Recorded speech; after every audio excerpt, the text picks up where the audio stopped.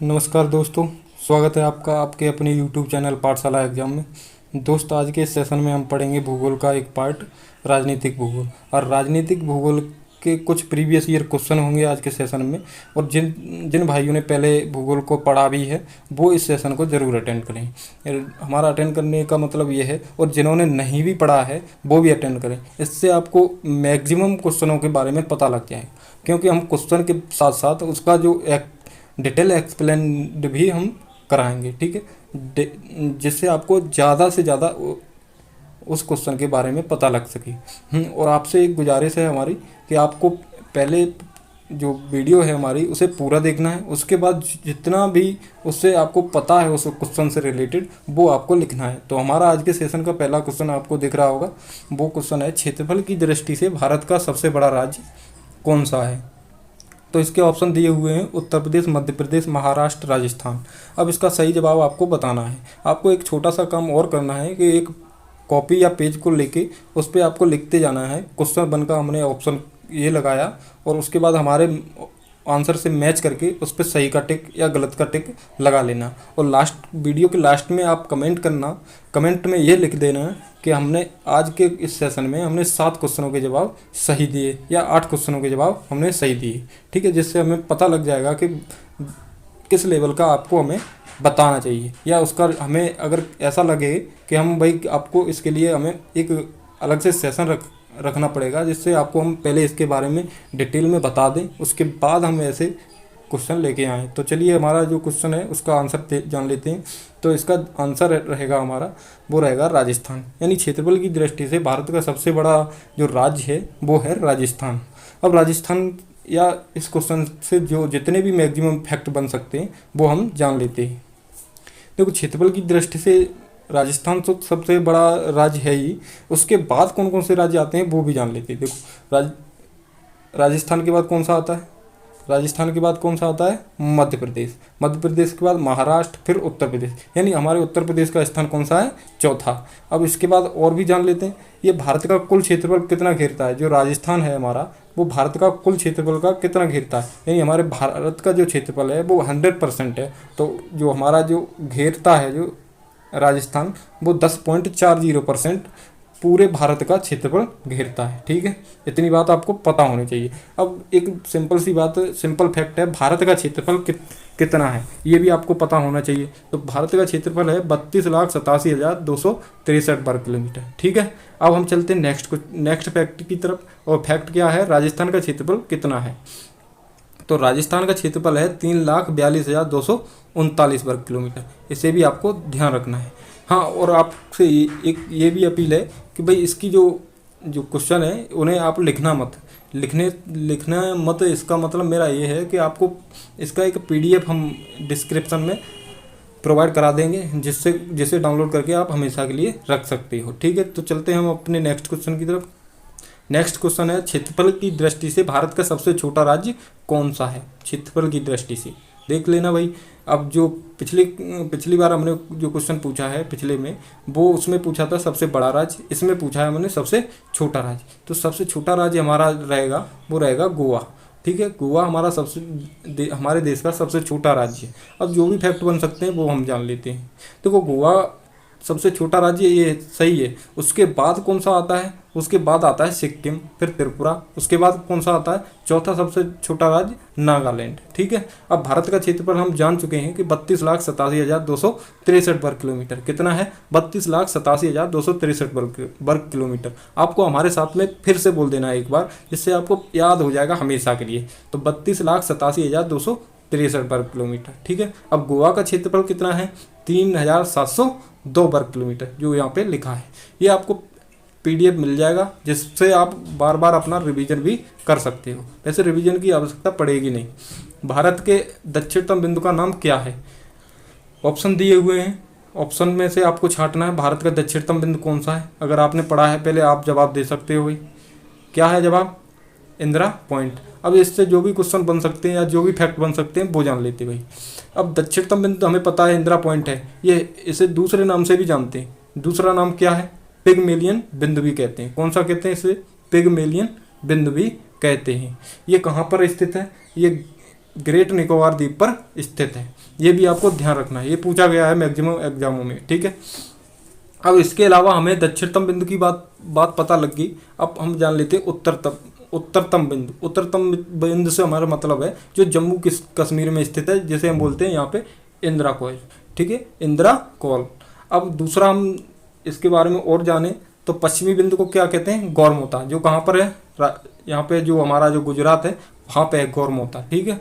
अब पूर्वी बिंदु के बारे में जान लेते हैं। पूर्वी बिंदु है अरुणाचल प्रदेश के किबथू में, ठीक है, कहाँ पे, किबथू में। अब यहाँ पे आपको दिखाई दे रहा होगा कि कन्याकुमारी। अब कन्याकुमारी है क्या, इसके बारे में भी थोड़ा सा जान लेते हैं। ये तमिलनाडु का सबसे दक्षिणतम बिंदु है। कहाँ का, तमिलनाडु का, जहाँ पे अभी हमने बताया था जो इंदिरा पॉइंट था उसी का ये सबसे दक्षिणतम बिंदु है। जो मुख्य भूमि का कौन सा, मुख्य भूमि से हमारा मतलब होता है जो हमारा स्थल वाली भूमि होती है उसे हम कहते हैं मुख्य भूमि, उसका कौन सा है, दक्षिणतम बिंदु है, ठीक है। आपको इसके बारे में जो भी नॉलेज हो या जो भी पता हो वो आप कमेंट में लिखा करो, जिससे आपको वो चीज़ हमेशा के लिए याद हो जाती है। चलते हैं हम नेक्स्ट क्वेश्चन की तरफ।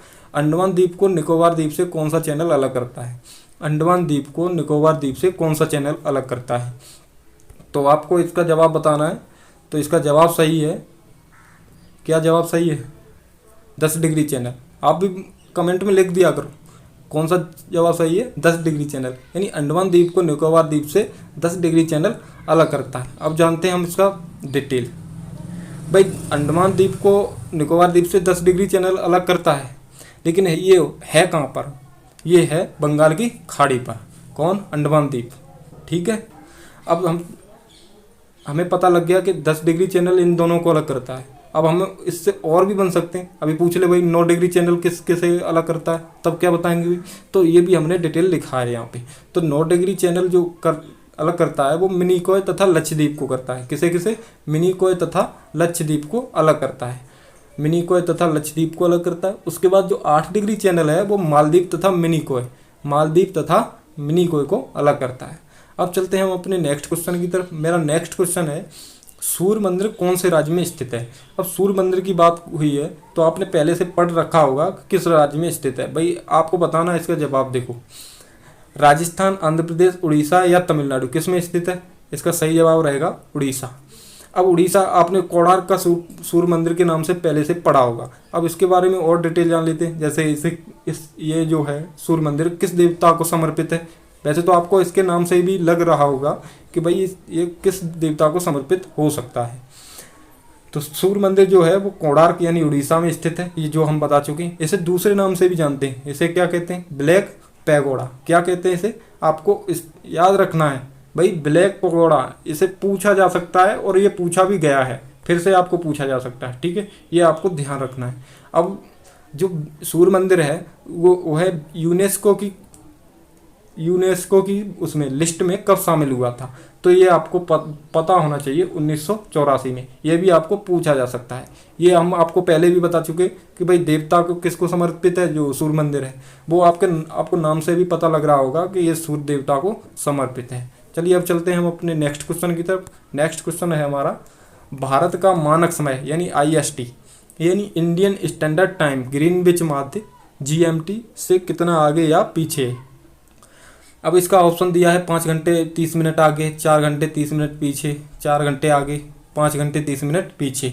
तो इसका सही जवाब है 5 घंटे 30 मिनट आगे, ठीक है। अब इससे जो भी डिटेल बन सकता है, देखिए ये तो हमने आपको बता दिया कि 5 घंटे 30 मिनट आगे है हमारा ग्रीनविच माध्य से, ठीक है। ये निर्धारित किससे होता है ये भी आपको पता होना चाहिए, ठीक है। ये 22.5 जो 82 डिग्री हमारा पूर्वी देशांतर है उससे ये निर्धारित होता है। और भारत और श्रीलंका दोनों का मानक समय एक ही है, यानी एक ही है से मतलब यही है कि जो 5.5 घंटे जो हमारा आगे है वही श्रीलंका का भी है, ठीक है। ये भी आपको ध्यान रखना है, ये भी क्वेश्चन बहुत बढ़िया है और पूछा भी जा सकता है, ठीक है। अब चलते हैं नेक्स्ट क्वेश्चन की तरफ। अब नेक्स्ट क्वेश्चन है हमारा, भारत का क्षेत्रफल पाकिस्तान से लगभग कितने गुना बड़ा है। अगर आपको यहाँ पे भारत का क्षेत्रफल तो हमें पता है पहले से ही कि हमारा कितना है, 32,87,263 वर्ग किलोमीटर। अब अगर हमें यहाँ पे पाकिस्तान का क्षेत्रफल भी अगर पता होता तो हम आराम से अपने जवाब को बता सकते थे। तो इसीलिए हमने पहले से भी आपको हमने गोवा या राजस्थान जिसके बारे में पढ़ा है उसका क्षेत्रफल जरूर जाना है। हमारा जानने का मतलब यही है कि जिससे हमें ज़्यादा से ज़्यादा क्षेत्रफल पता लग सके और हम कुछ क्वेश्चनों के जवाब उन्हीं डाटा के अनुसार दे सकें। तो भाई इसका सही जवाब रहेगा 4 गुना, यानी हमारा जो भारत का क्षेत्रफल है वो पाकिस्तान से लगभग 4 गुना बड़ा है। तो अब हम जान लेते भाई इसका कुछ डिटेल। अब डिटेल जानने के लिए कुछ ज़्यादा था नहीं, देखो जो हम पहले बता चुके हैं भारत का क्षेत्रफल 32,87,263 वर्ग किलोमीटर। अब हम जानते हैं पाकिस्तान का, तो 8,81,913 वर्ग किलोमीटर हमारे पाकिस्तान का क्षेत्रफल है। ठीक है, जो हमारे क्षेत्रफल से लगभग 1/4 है। ठीक है, अब चलते हैं हम नेक्स्ट क्वेश्चन की तरफ। देखो पाक जलडमरू मध्य किसको अलग करता है या किसको जोड़ता है? ठीक है, भारत और पाकिस्तान, भारत और बर्मा, भारत और श्रीलंका, भारत और अफगानिस्तान। बताइए किसको अलग करता है? अब आपको यहाँ पे लग रहा होगा कि पाक जल डमरू मध्य की बात हो रही है तो ये भारत और पाकिस्तान को अलग करता है, ऐसा नहीं है। लेकिन इसका जवाब जो है वो सही है, भारत और श्रीलंका। यानी जो पाक जल डमरू मध्य है वो भारत और श्रीलंका को अलग करता है। ठीक है, अब चलते हैं इसके डिटेल की तरफ। जो पाक जल डमरू मध्य है वो भारत और श्रीलंका को अलग करता ही है, उसके अलावा ये बात भी ध्यान रखनी है कि ये 2 जलीय क्षेत्र हैं। कौन कौन से? एक मन्नार की खाड़ी और एक बंगाल की खाड़ी। इन दोनों को जोड़ता है। कौन जोड़ता है? पाक जल डमरू मध्य। ये आपको ध्यान रखना है। अब चलते हैं हम नेक्स्ट क्वेश्चन की तरफ। देखो भारत निम्नलिखित में से किस गोलार्ध में स्थित है? अब ये क्वेश्चन है आपके लिए, इसमें आपको खुद जवाब बताना है और जितना भी आपको मैक्सिमम इस क्वेश्चन के बारे में पता हो वो सारा का सारा कमेंट में ज़रूर लिखना है, जिससे आपको जितना भी याद हो वो सारा का सारा हमेशा के लिए याद हो जाएगा। ठीक है, तो इस क्वेश्चन का जवाब आपको कमेंट में लिखना है और हम अगली वीडियो में इस क्वेश्चन का डिटेल और विद सॉल्यूशन यानी विद ऑप्शन बताएंगे। ठीक है, अब चलते हैं हम नेक्स्ट क्वेश्चन की तरफ। ये आपका क्वेश्चन है। ठीक है, नेक्स्ट क्वेश्चन है निम्नलिखित में से किस राज्य के 3 तरफ बांग्लादेश की सीमा है? यानी बांग्लादेश की सीमा से 3 तरफ से घिरा हुआ भारत का कौन सा राज्य है? तो नागालैंड, असम, अरुणाचल प्रदेश या त्रिपुरा? तो इसका सही जवाब रहेगा त्रिपुरा। ठीक है, त्रिपुरा। अब त्रिपुरा से जो भी क्वेश्चन बन सकते हैं वो जान लेते हैं भाई। त्रिपुरा की हमें राजधानी पता होनी चाहिए, बहुत बार पूछी गई है, अगरतला। ठीक है, त्रिपुरा की जो राजधानी है वो कहाँ पे है? अगरतला में। ठीक है, अब एक बात और पता होनी चाहिए, इसकी सीमा को छूते हैं या स्पर्श करते हैं। ठीक है, आज का सेशन यहीं तक, बाकी कल हम कंटिन्यू करेंगे और जो एक क्वेश्चन मैंने आपके लिए छोड़ा है उससे भी हम डिटेल में जानेंगे। ठीक है, तो भाई आपको ये सेशन अच्छा लगा हो तो आपको